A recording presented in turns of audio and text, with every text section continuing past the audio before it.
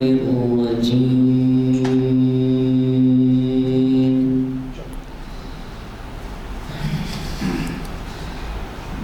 الله الرحمن الرحيم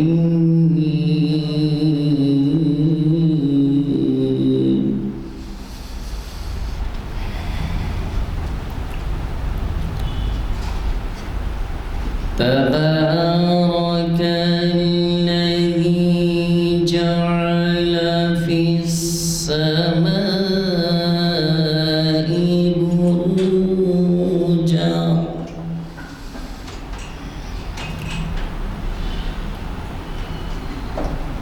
تبارك الذي جعل في السماء بروجا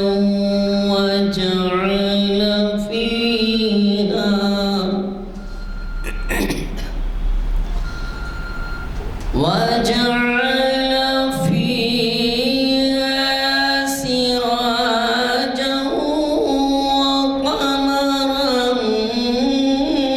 منيرا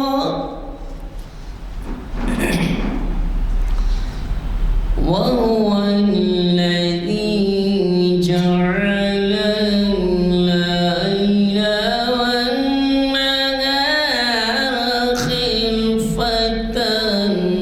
والنهار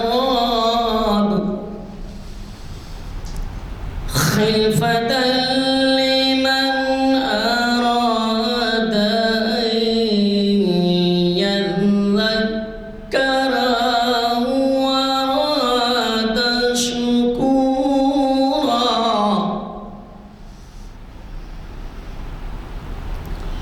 صدق الله العظيم.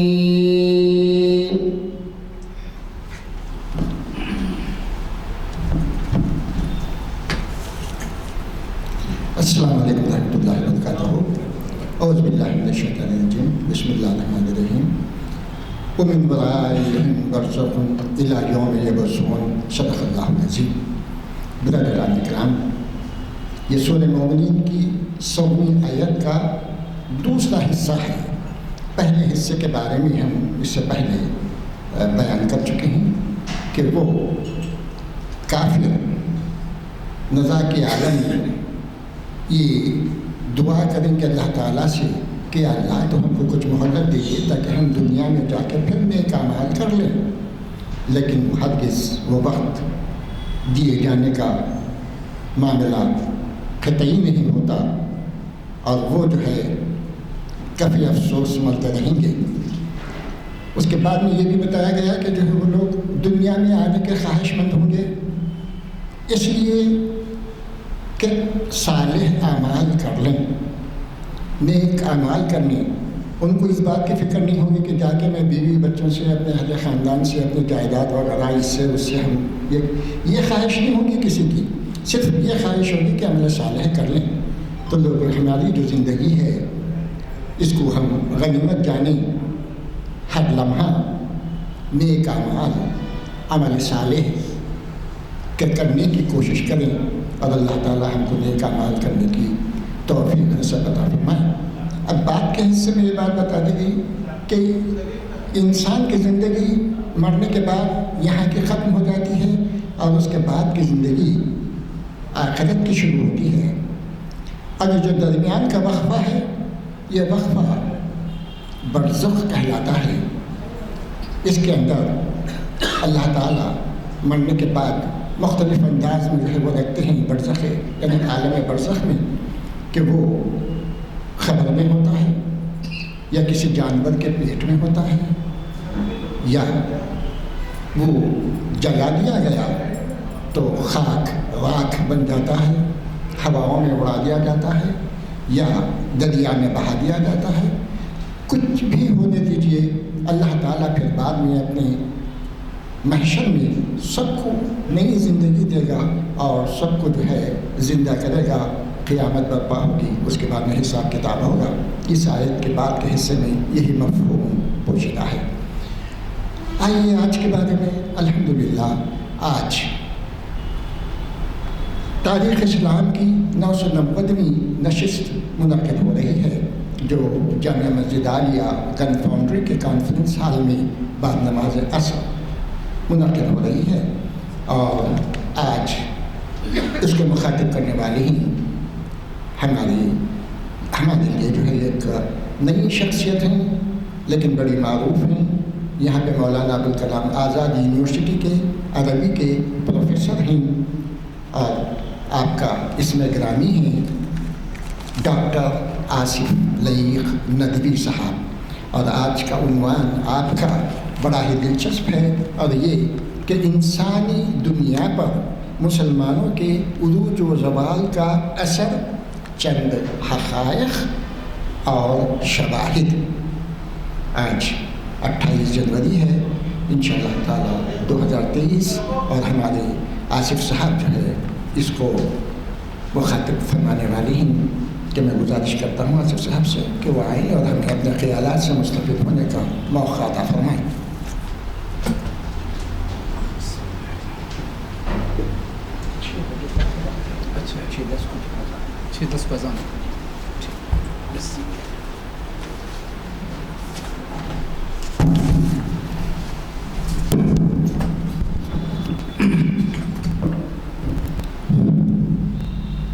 الحمد للہ کفا والسلام علی عباده الذین اصطفى اما بعد،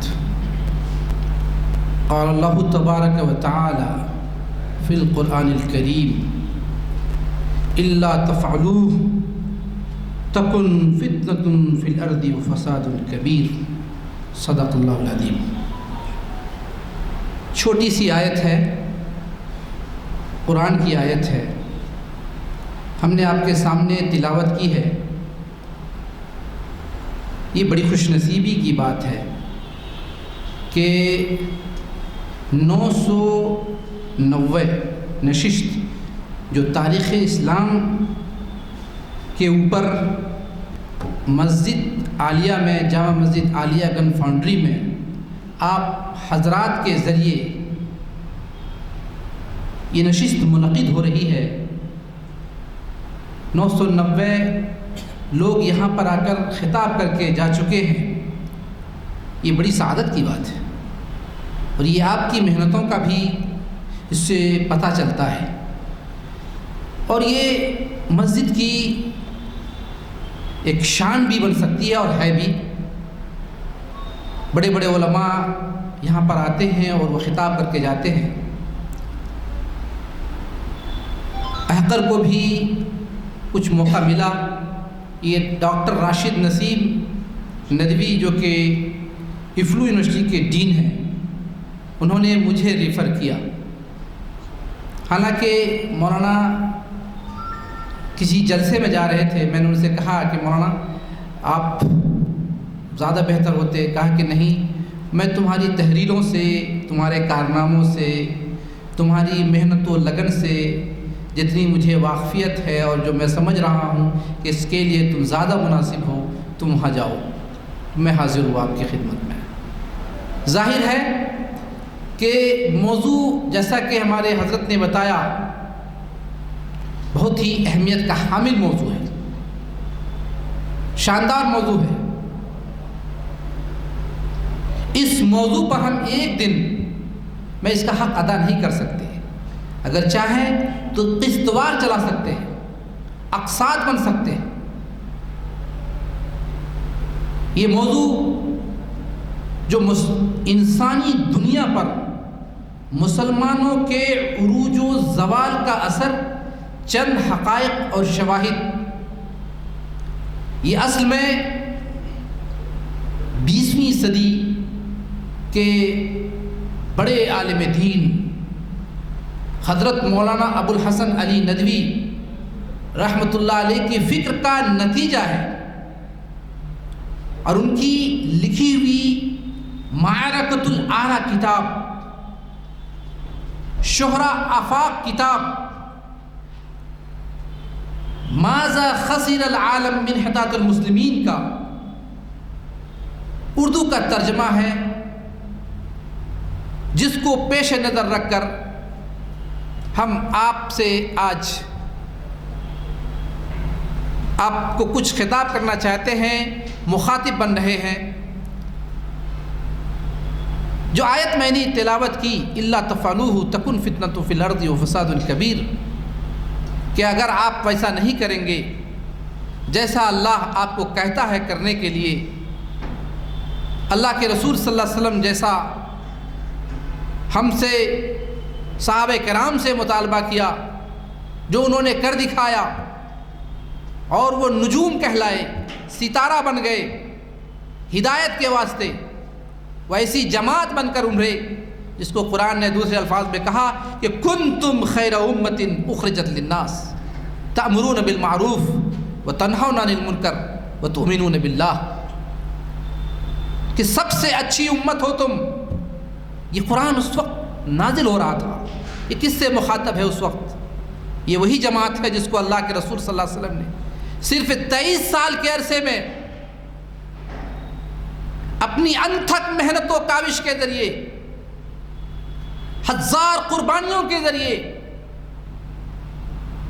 پریشانیوں کے ذریعے، جنگوں کا بھی ایک طرف سے دوسری طرف سے حملہ، دشمنوں کو بھی وار، اور اس وقت آپ صلی اللہ علیہ وسلم اپنے صحابہ کو محنت کر کے، جو کہ شتربان تھے، اونٹ چراتے تھے، بکریاں چراتے تھے، ان کا کوئی وزن نہیں تھا، جاہلیت کے اس عرصے میں وہ رہ کر آئے تھے جس کو قرآن نے کہا کہ تم لوگ گھٹاٹوپ اندھیرے میں تھے، جو نفس تم کو کہتا تھا، جو نفس تم سے مطالبہ کرتا تھا، تم وہ کرتے تھے، اپنی بیٹیوں کو زندہ درگور کرتے تھے، شراب پیتے تھے، قتل و قتال کرتے تھے، ظلم و زیادتی کرتے تھے، ایک دوسرے کا کمزور کا حق لوٹتے تھے، راستے میں چلتے ہوئے قافلوں کو لوٹتے تھے، گھٹاٹوپ اندھیرے تاریکیوں میں تھے۔ یہ اللہ کا احسان ہوا کہ غار حرا سے وہ سورج طلوع ہوا، وہ روشنی طلوع ہوئی، وہ روشنی چمکی وہاں سے، جس نے 23 سال کے عرصے میں ایک ایسی جماعت کو تیار کر کے رکھ دیا جس سے قرآن مخاطب ہے کہ کنتم خیر امۃ اخرجت للناس، تم لوگوں کو اللہ نے نکالا ہے، ایک اچھی امت میں تم ہو، خیر امت میں تم ہو۔ کہیں قرآن نے کہا وَكَذَلِكَ جَعَلْنَاكُمْ أُمَّةً وَسَطًا لِتَكُونُوا شُهَدَاءَ عَلَى النَّاسِ وَيَكُونَ الرَّسُولُ عَلَيْكُمْ شَهِيدًا، کہ تم سب سے معتدل امت ہو، سب سے بہترین امت، معتدل امت اس کو کہا جائے۔ اگر اب دیکھا جائے تو الحمدللہ اب بھی ہم معتدل ہیں، اب بھی ہم خیر امت ہیں، مگر گنے چنے ٹمٹماتے ہوئے۔ یہ جو سورج طلوع ہوا تھا، اس کی روشنی جو دنیا میں پھیلی تھی، کبھی اندلس، کبھی بغداد، کبھی افریقہ، کہاں تک اس کی روشنی نہیں پھیلی، لیکن اب وہ سمٹتی ہوئی نظر آ رہی ہے، خال خال لوگ نظر آتے ہیں، چند افراد پر یہ امت ٹکی ہوئی ہے۔ اگر وہ افراد نہ ہوتے تو اللہ کا عقاب بھی نازل ہو سکتا تھا۔ ہیں ویسے افراد جو ہمارے درمیان میں ہیں، جو ہم آپ نہیں بتا سکتے، نہیں جان سکتے، پہچان نہیں سکتے، اللہ ان کی لاج رکھ رہا ہے۔ ان کی وجہ سے چونکہ ہمارے اعمال جو ہم دیکھتے ہیں، تمہاری زندگی بدعمالیوں میں، بد اخلاقیوں میں، اخلاقی انارکی میں، طبقاتی کشمکش میں، سیاسی پستی میں، کون سی ایسی برائی نہیں ہے جو ہمارے اندر اس وقت پائی نہیں جا رہی ہے؟ کیسے ہمارا عروج ہوگا؟ دوستو، جو عنوان ہم نے آپ کے سامنے بیان کیا گیا، بتایا گیا، بہت وسیع ہے۔ وہ مولانا کی وہ کتاب جو ہمارے سامنے بھی ہے، اگر آج کی اس تقریر کا اگر کوئی فائدہ ہو سکتا ہے تو یہ کتاب جس کے حوالے سے ہم آپ کے سامنے بات کر رہے ہیں، آپ اس کو خریدیں گے، آپ اس کو پڑھیں گے، اور آپ وہ درد کو، وہ گڑھن کو، وہ محبت کو جو مولانا نے اس کتاب میں درج کر دی ہیں، بیان کیے ہیں، اور پوری اس کتاب اس کی شہادت دیتی ہے۔ یہ وہ کتاب ہے جس کی وجہ سے مولانا علی میاں پوری دنیا میں مشہور ہوئے یہ وہ کتاب ہے جس کو وزارت تعلیم سعودیہ عربیہ نے اپنے نظام میں داخل کیا. یہ وہ کتاب ہے جس کو اخوان المسلمین نے اپنی تربیت کا نمونہ بنایا، اسوہ بنایا.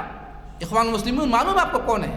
اخوان المسلمین وہ جماعت ہے جو تھوڑی دنوں کے لیے 2011 میں جو ہے بڑی مشکل سے الحمدللہ وہ دنیا میں ایک جگہ جو مصر کا علاقہ کہلاتا ہے، جس میں مرسی تھے جو کہ صدر منتخب ہوئے تھے، اور یہ جماعت اخوان المسلمین کی مدد سے اور ان کی سیاسی پارٹی جو عدل و انصاف کی پارٹی کے نام سے تھا، ان کے ذریعے سے منتخب ہوئے تھے. وہ ایک نمونہ تھا جو کہ ٹیلر کے طور پر، جیسے کسی چیز کا ایک ٹیلر ہوتا ہے، وہ ایک ٹیلر تھا جو کہ جہاں آئے تھے، لیکن دنیا نے بغض، حسد، کینہ، عداوت، نفرت کی وجہ سے ان کے حق کو چھین لیا، غصب کیا.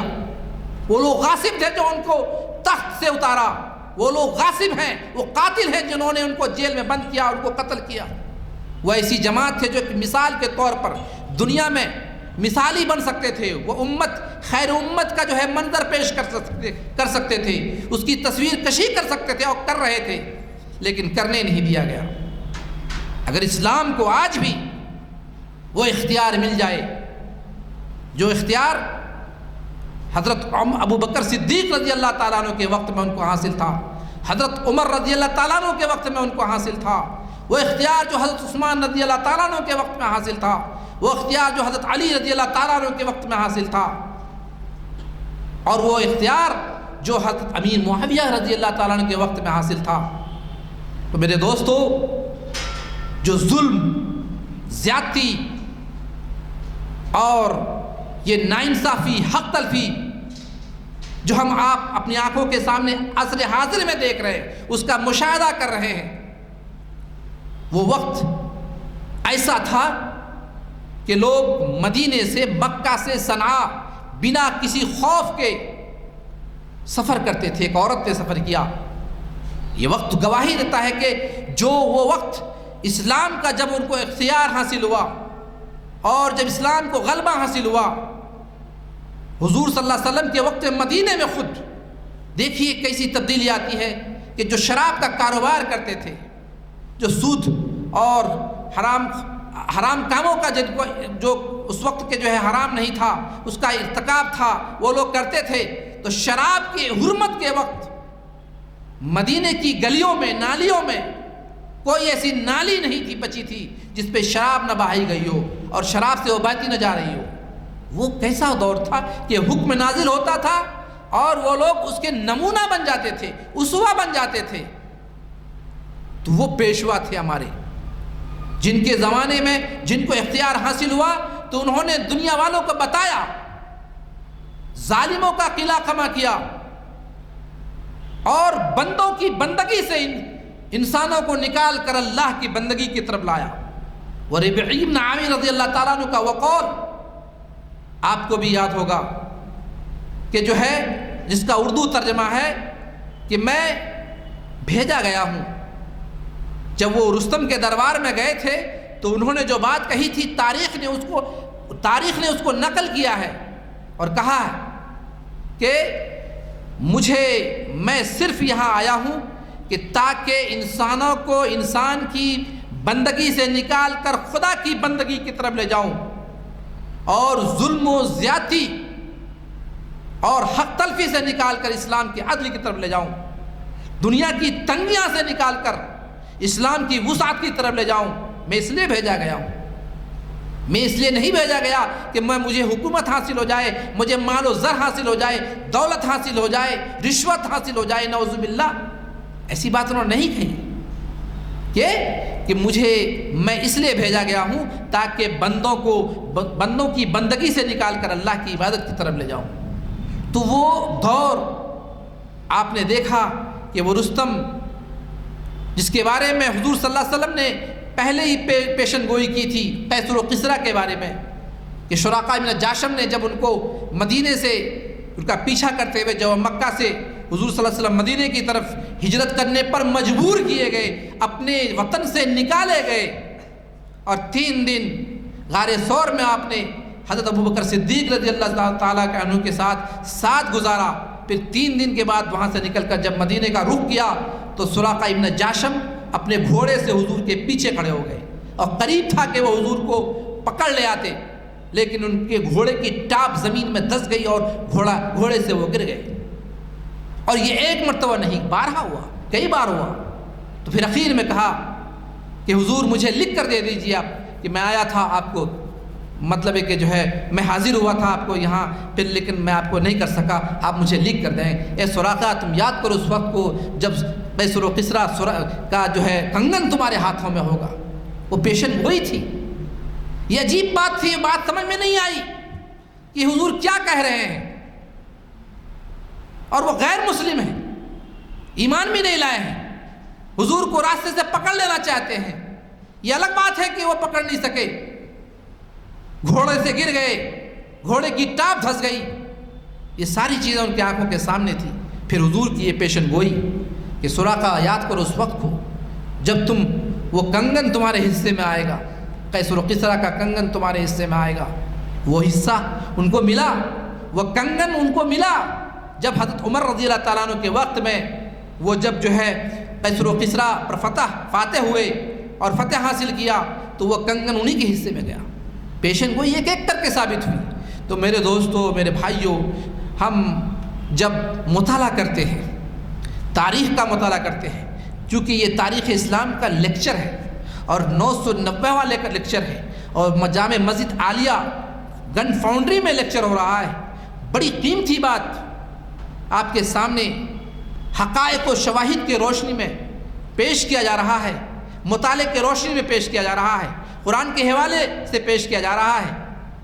دوستو، آخر وہ کیا چیز تھی جس نے 23 سال کے عرصے میں ان کو خیر امت میں بدل دیا، امت وسط میں بدل کے رکھ دیا.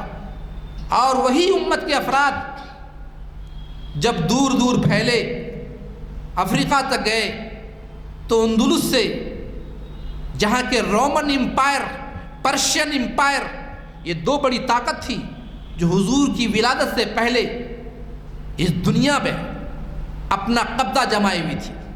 رومن امپائر، پرشین امپائر، روم اور ایران. ایران آتش پرست تھے اور رومی جو تھے یہ نصرانیت کے حامل تھے، نصرانی مذہب کے. یہودیت تھی، نصرانیت تھی، اور ہمارے اس ملک میں جہاں ہم اور آپ بستے ہیں یہاں برہمنیت تھی. بدھ دھرم بھی تھا، لیکن یہ حضور سے پہلے، حضور کی ولادت سے پہلے کا عرصہ، بلکہ اس کے بعد کا بھی کچھ عرصہ جو کہ 6 صدی 7ویں صدی میں جو تھا، جو کہ اشوک یہاں کا راجہ تھا، وہ بڑا طاقتور بادشاہ تھا. اشوک راجہ، اشوک چکر، جس کو آپ پیسوں میں بھی دیکھتے ہیں آپ، تو لوگ اس کا بڑے پیروکار ہیں. تو بڑی جنگیں انہوں نے جیتی، فتح حاصل کی. ایک جنگ میں ان کے بڑے قیمتی افراد اور بے شمار افراد قتل کر دیے گئے. تو جب انہوں نے دیکھا کہ ہمارے افراد جنگ میں اتنے مارے گئے تو انہوں نے اس دن توبہ کر کے بدھ کے پاس، بدھ دھرم میں انہوں نے اختیار کیا. بدھ دھرم انہوں نے اختیار کیا، ہندو سے ہٹ کے بدھ دھرم میں اختیار کیا. اور اس یونیورسٹی کو، جس کا ابھی تذکرہ ہوا تھا، نالندہ یونیورسٹی، اس کا بڑا بول بالا تھا 6 صدی عیسوی میں، 7ویں صدی عیسوی میں، 8ویں صدی عیسوی میں، اس کا بڑا بول بالا تھا. ادھر حضور صلی اللہ علیہ وسلم کی ولادت بھی ہو گئی اور بعثت چونکہ 40 سال کے بعد آپ کو حاصل ہوئی، اور غار حرا سے اقرا بسم ربک الذی خلق کے ذریعے جو ہے آپ کے سینوں کو دبایا گیا. پھر آپ پڑھنے لگے، جبکہ آپ پڑھنا نہیں جانتے تھے، اور آپ نے بارہا کہا تھا کہ لست انا بقارئ. حضرت جبریل علیہ السلام نے سے مخاطب کر کہا تھا کہ پڑھو. جب جبریل علیہ السلام نے پہلے کہا کہ پڑھو تو آپ نے کہا مجھے پڑھنا نہیں آتا. پہلے تو ڈر گئے آپ، یہ کون ہے، اچانک یہ غار میں آ گئے ہیں. اور جب انہوں نے کہا کہ تم پڑھو تو کہا مجھے پڑھنا نہیں آتا. 3 بار آپ نے ایسا کہا، چوتھے بار آپ کے سینے کو اپنے سینے سے ملا کر دبوچا تو آپ پڑھنے لگے. آپ اسی دن سے پڑھنے لگے، اسی دن سے پڑھنے لگے.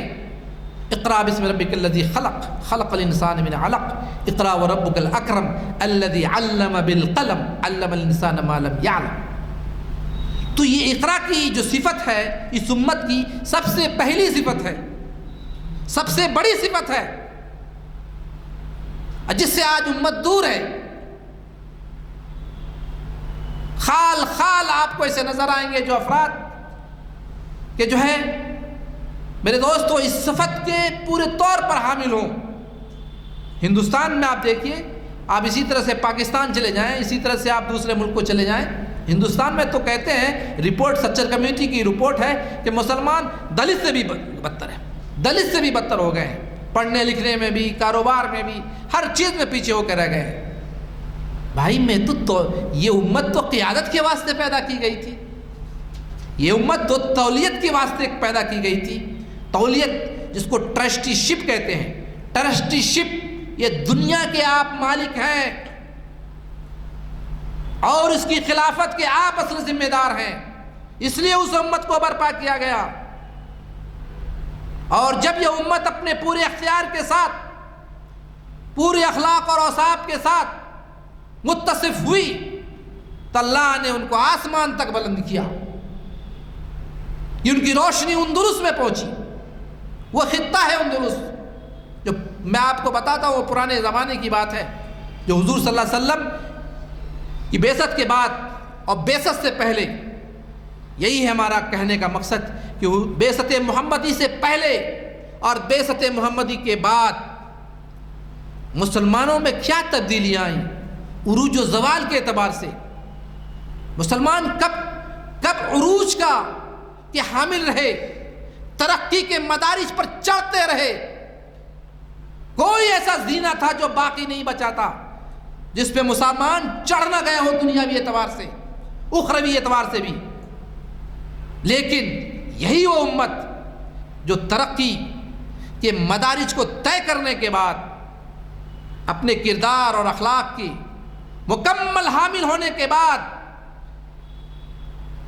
یہ کس مہیب کار میں چلی گئی کہ آج سچر کمیٹی کی رپورٹ کے مطابق تعلیم میں بھی سب سے پیچھے، کاروبار میں بھی پیچھے، اخلاق میں بھی پیچھے، کردار میں بھی پیچھے.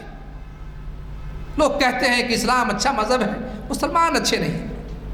بہت افسوس کے ساتھ کہنا پڑ رہا ہے یہ امت سب سے اچھی ہے، وہ دوسرے بھی اقرار کرتے سب سے اچھی امت ہے یہ، لیکن مسلمان اس وقت کے اچھے نہیں ہیں. یہ دوسرے لوگوں کا قول، میرا قول نہیں ہے، دوسرے غیروں کا قول ہے. یہ وہ کتاب جس کو مولانا ابو الحسن علی ندوی نے لکھی ہے، یہ بہت مارکۃ العرا کتاب ہے. کتنے لوگوں نے اس کا مطالعہ کیا ہوگا. میں آج آپ سے اپنی تقریر کے حوالے سے، اگر میری تقریر کی کوئی بھی بات آپ کو پسند آئے تو اللہ مجھے بھی آپ کو بھی اس کا جزائے خیر دے. لیکن اس کتاب کے حوالے سے میں ضرور کہوں گا کہ میری تقریر کا مقصد خلاصہ یہی ہوگا کہ اس کتاب کو خرید لیں، آپ پڑھیں. اردو میں بھی ہے، انگلش میں بھی ہے، ہندی میں بھی ہے، فارسی میں بھی ہے، سنسکرت میں بھی ہے، کئی زبانوں میں یہ کتاب، تقریباً اس کے 11 ایڈیشن اردو میں چھپ چکے ہیں. پوری دنیا میں یہ کتاب پڑھی جا رہی ہے. وزارت داخلہ سعودیہ عربیہ نے اپنے نصاب میں اس کو داخل کیا. اخوان المسلمین نے اس کو اپنی تربیت کا نمونہ بنایا، اسوہ بنایا کہ ہم اسی کتاب کو سامنے رکھتے ہوئے اپنے تمام افراد کی تربیت کریں گے. تو آج اگر ہماری تقریر کا کوئی بھی حصہ آپ کو سمجھ میں آیا ہو تو یہ ایک حصہ ہے جو میں آپ سے کہنا چاہتا ہوں کہ اس کا ڈیجیٹل جو سافٹ ویئر میں جو کتاب ہو سکتی ہے وہ آن لائن موجود ہے، انٹرنیٹ پہ بھی موجود ہے، انگلش میں بھی، اردو میں بھی، عربی میں بھی. اصل میں کتاب عربی میں لکھی گئی تھی. مولانا جو کہ اس وقت ہم جس عمر میں ہیں، 10 سال 12 سال پہلے مولانا نے صرف 30 سال کی عمر میں یہ کتاب لکھی تھی. 11 سال میں وہ مولانا علی میاں کی صفت یہ تھی کہ اپنے اس گھر سے، دو حسنی خاندان سے تھے، جو ان کی گھرانے کی جو تربیت ان کی ہوئی تو ان کی نظر ایک کتاب پر پڑی، رحمت للعالمین. وہ کتاب کا نام ہے رحمت للعالمین. تقریر کرنے سے کچھ حاصل نہیں. کتاب کا نام اگر میں آپ کو بولتا ہوں، اس کتاب کو آپ پڑھنا شروع کر دیں، سب چینج ہو جائے گا. آٹومیٹک سب تبدیلی شروع ہو جائے گی، سسٹمیٹک تبدیلی شروع ہو جائے گی. مولانا 11 سال کی عمر میں تھے، ایک ایڈ پہ ان کی نظر پڑی، رحمت للعالمین کتاب ہے ان کی، یہی کتاب ہے جس نے مولانا علی میاں کو مولانا علی میاں بنایا، 20ویں صدی کے فائق علماء میں ان کا شمار ہوا، یہاں تک کہ مولانا مودودی، مولانا الیاس رحمۃ اللہ علیہ، مولانا مودودی رحمۃ اللہ علیہ اور ملک کے بڑے بڑے علامہ اقبال سے ان کی ملاقات ہوئی، ان سے انہوں نے ان کے ساتھ مل کے کام کیا، مولانا مودودی رحمۃ اللہ علیہ کے ساتھ بھی مل کے کام کیا، پھر مولانا الیاس صاحب کے ساتھ مل کے بھی کام کیا، اور مولانا نے دنیا کا سفر کیا، کونے کونے کا سفر کیا، حکمرانوں کو بھی پیغام دیا، عوام سے بھی مخاطب ہوئے، اور درد بھری کہانی جو آپ نے اپنی زندگی میں سب سے پہلے لکھی، کیونکہ آپ جانتے ہیں جب دلہا دلہن جب شادی ہوتی ہے تو دن کتنا قیمتی ہوتا ہے، لوگ بھوج کرتے ہیں، دعوت کرتے ہیں، ولیمہ کرتے ہیں، کھلاتے ہیں پلاتے ہیں، خوشیوں کا ماحول ہوتا ہے، تو وہ دن بڑی خوشی کا دن ہوتا ہے، جس دن شادی ہوتی ہے، سب لوگ جاتے ہیں، ہم مالا پہناتے ہیں، نئے کپڑے پہنتے ہیں، اور دعوت ہوتی ہے، اس میں بھی لوگ اچھا کپڑا پہن کے جاتے ہیں، اچھا کھانا بناتے ہیں، یقیناً خوشی کر سکتے ہیں، خوشی کا یہ ہے، لیکن بیجا نہیں، اسراف نہیں ہونی چاہیے، یہ بھی اسلام کا مطالبہ ہے۔ تو مولانا اپنے عمر کے ابتدائی حصے میں اتنی تربیت پا چکے تھے کہ کیسے دلہا بنا جائے علماء کا، جی میں یہ کہنا چاہ رہا ہوں، کیسے دلہا بنا جائے اسلام کا، کہ ان کی باتوں کو لوگ پڑھے اور اپنے اخلاق، اپنے کردار، اپنے نفس، اپنے ضمیر کو آواز دے کہ ہم کہاں ہیں، کس غار میں گرے ہوئے، اخلاق کی کس پستی میں ہم الجھے ہوئے ہیں، کس دلدل میں ہم پھنسے ہوئے ہیں۔ مولانا 11 سال کی عمر میں ہی سوچنے لگے تھے، جیسا کہ مولانا ابوالکلام آزاد کے بارے میں آپ جانتے ہیں کہ بہت ہی نوعمری میں، کم عمری میں، 6 سال کا بھی نہیں ہوا تھا کہ وہ مکہ سے پڑھ کے آ گئے تھے،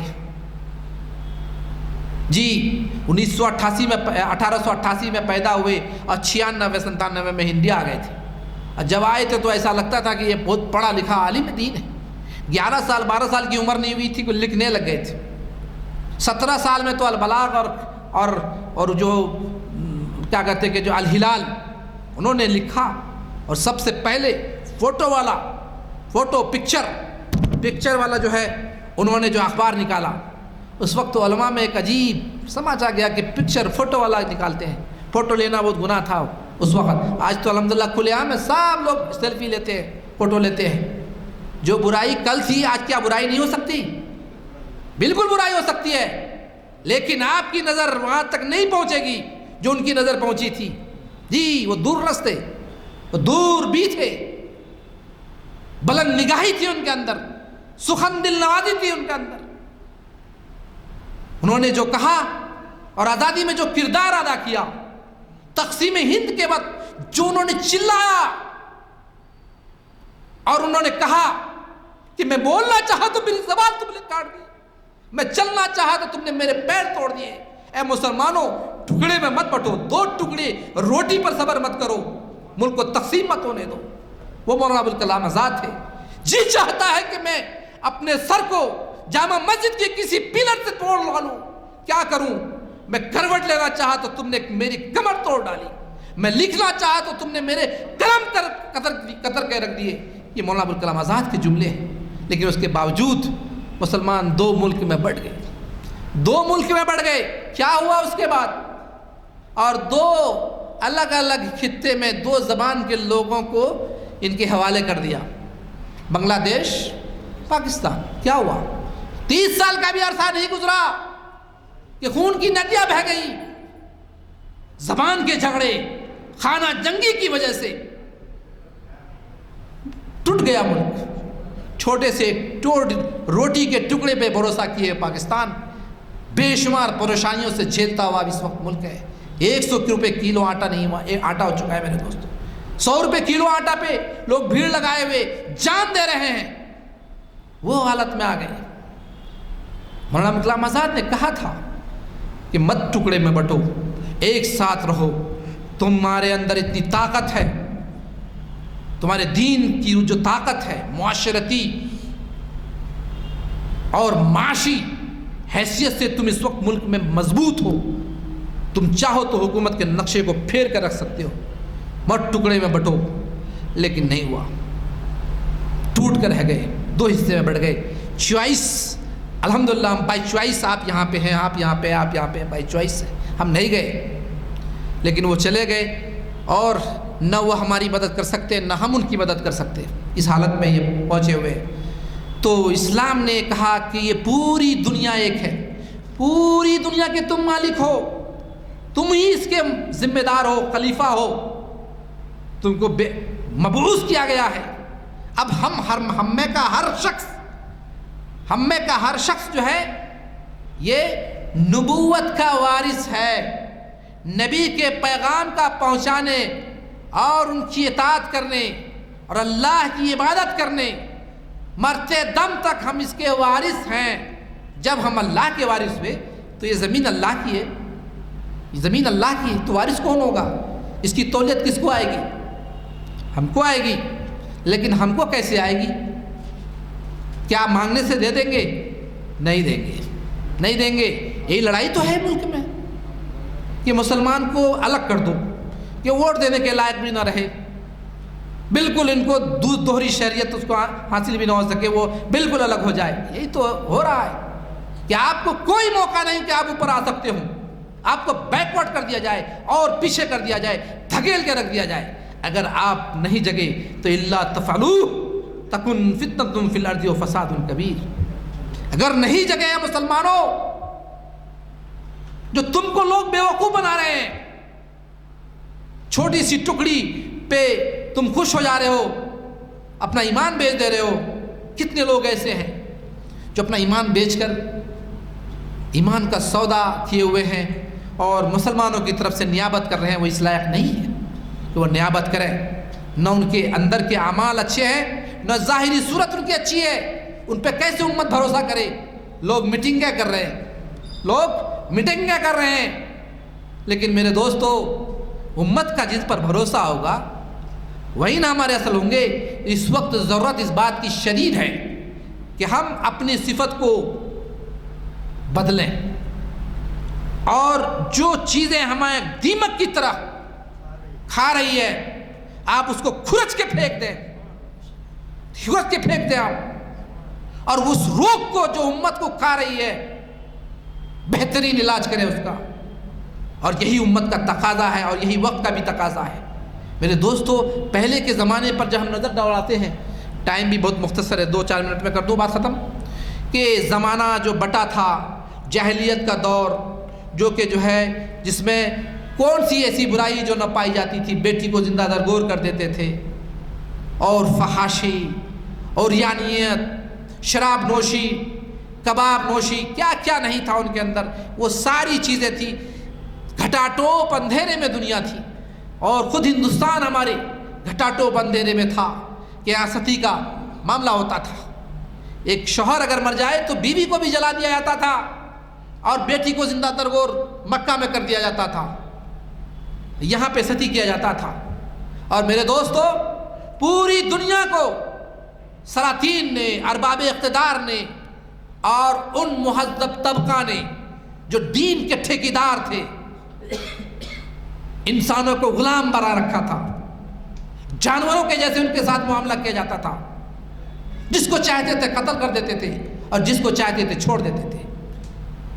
ایسی حالت میں دنیا پہنچ چکی تھی، پستی کی کوئی ایسا غار نہیں جہاں پہ انسانیت نہ پہنچ گئی ہو، جانوروں سے بدتر زندگی گزار رہی تھی۔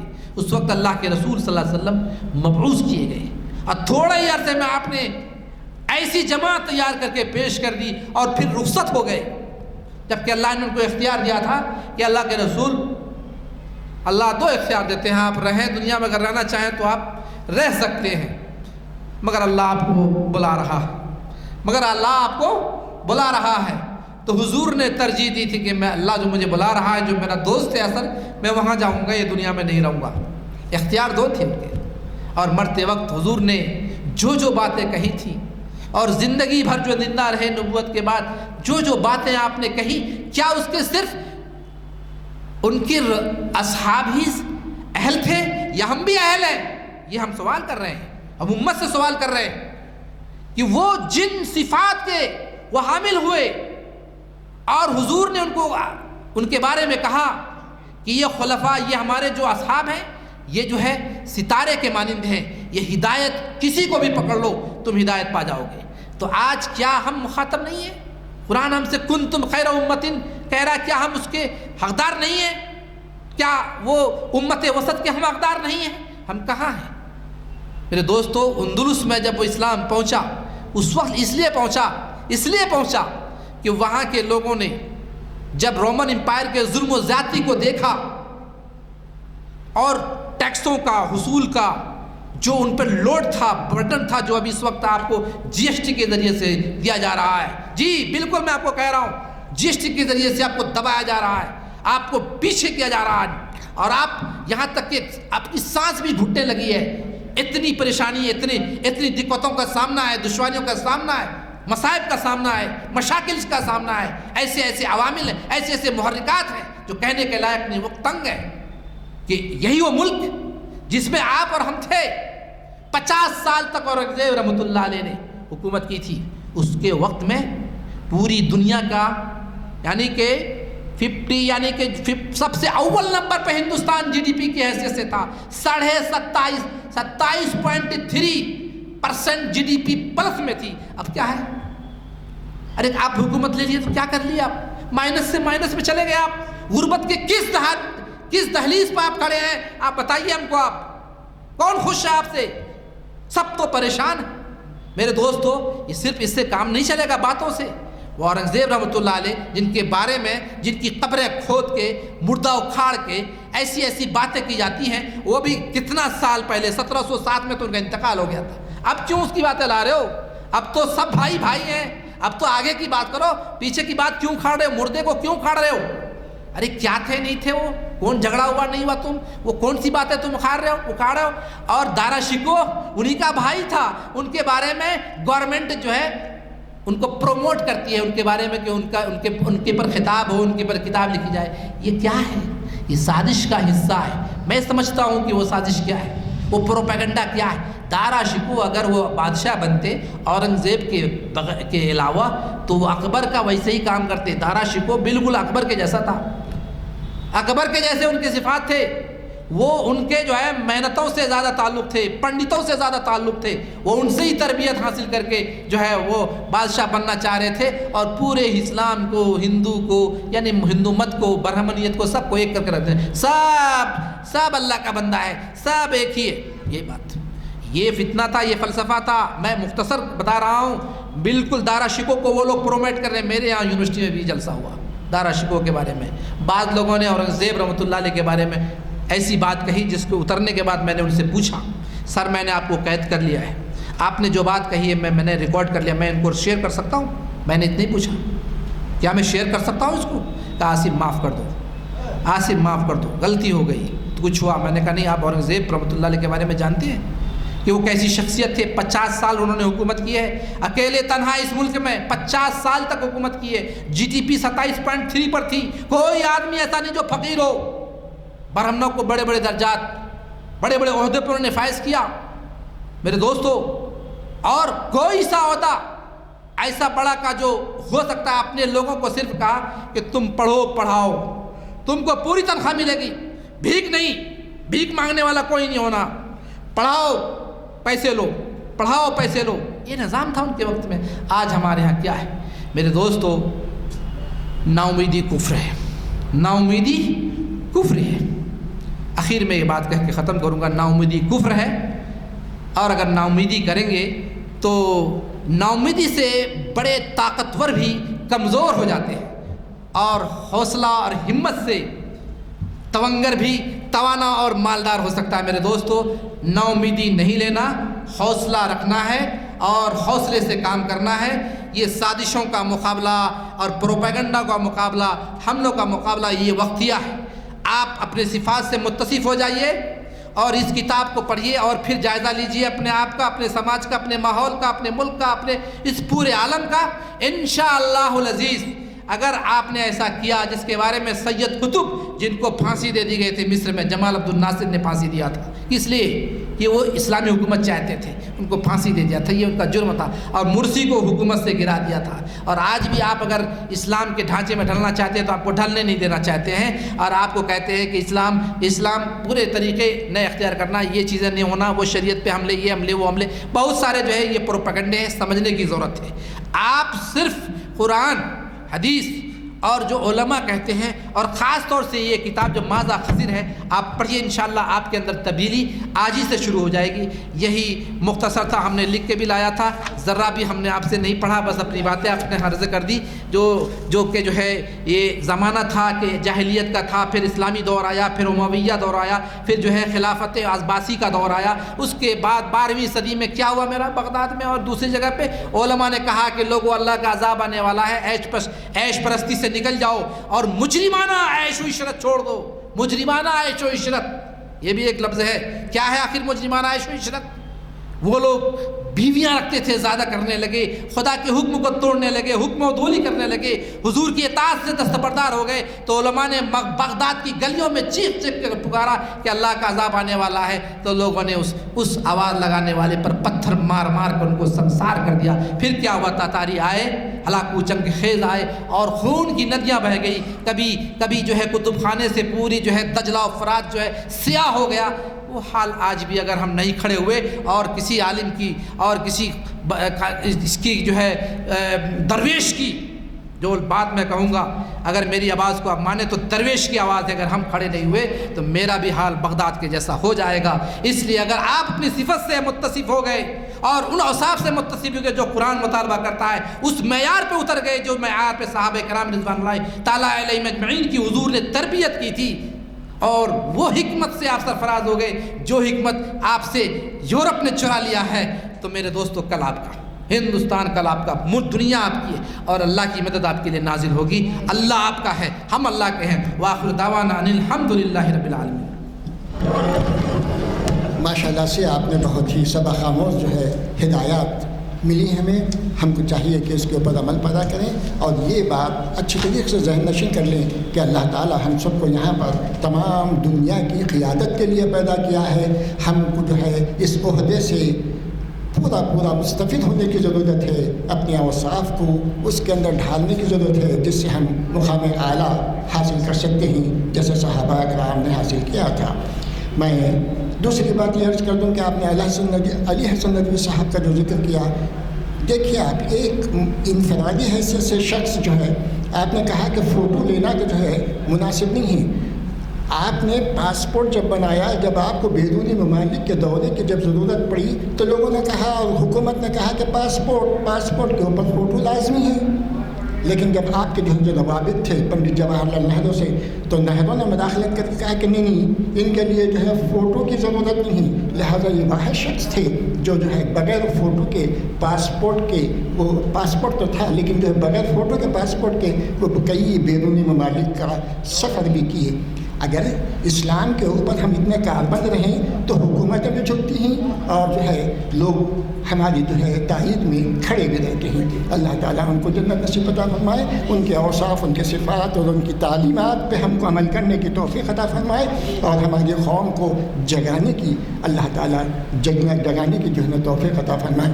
میں دعا عرض کرتا ہوں مولانا سے کہ وہ دعا فرمائے، اور آئندہ کے پروگرام ہمارے پیر اور جو ہے 4 جمعے کو ہیں، آپ اپنے دوست احباب کے ساتھ ضرور تشریف لائیں، دعا فرمائیں۔ اللهم اغفر ذنوبنا واستر عيوبنا واشرح صدورنا واحفظ قلوبنا ونور نفوسنا ويسر أمورنا وحسن مرادنا وتمم تقصيرنا، اللهم نجنا مما نخاف يا حفي الألطاف، اللهم إني أسألك علما نافعا وقلبا خاشعا وعملا متقبلا ودعاء يستجاب لا۔